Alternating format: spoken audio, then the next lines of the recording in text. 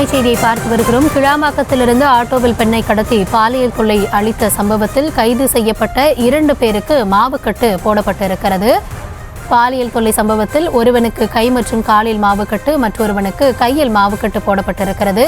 கைது செய்ய சென்றபோது மாடியிலிருந்து குதித்ததால் காயம் ஏற்பட்டதாக போலீசார் தரப்பில் விளக்கம் அளிக்கப்பட்டிருக்கிறது. கூடுதல் விவரங்களுக்காக இணைகிறார் எம்முடைய செய்தியாளர் கந்தன். கந்தன், விரிவான விவரம் என்ன?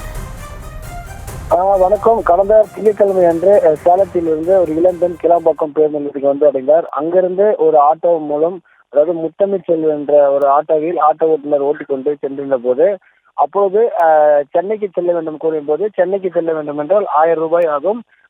அப்போது அந்த பெண்மணி இன்னும் 500 ரூபாய் மட்டுமே இருக்குன்னு கூறியது. அப்போது என் நண்பர் ஒருவர் அந்த வழியாக செல்கிறார்.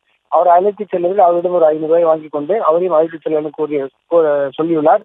இதை நம்பி அந்த பெண் ஓகே என சொன்ன நிலையில் சென்னை வெளிவட்ட சாலை சென்று கொண்டிருந்த போது தயாளன் என்ற நபரை அழைத்து சென்ற போது பாதி தூரத்தில் 2 நபர்களும் சேர்ந்து அந்த இளம்பெண்ணுக்கு ஒரு பாலியல் தீண்டலில் ஈடுபட்டுள்ளார். ஒரு கட்டத்தில் அந்த ஆட்டோவை நிறுத்தி மீண்டும் அந்த பெண்ணை துன்புறுத்திய போது கூட்டிட்ட நேரத்தில் நெற்குன்றம் அருகே அந்த பெண்ணை ஆட்டோ இறக்கிவிட்டு அந்த 2 நபர்களும் தப்பி சென்றனர். இந்த நிலையில் போலீசார் அந்த பகுதியில் உள்ள சிசிடிவி காட்சிகளை அனைத்தையும் கைப்பற்றிய நிலையில் நேற்று நள்ளிரவு ராயப்பேட்டையில் பதுங்கியிருப்பதாக தகவலின் பேரில் அங்கு சென்று பார்த்தபோது அந்த தயாளன், அதாவது தயாளன் என்பவர் ராயப்பேட்டையில் ஒரு முக்கிய குற்றவாளி, சரித்திர பதிவு குற்றவாளி என்று சொல்லப்படுகிறது.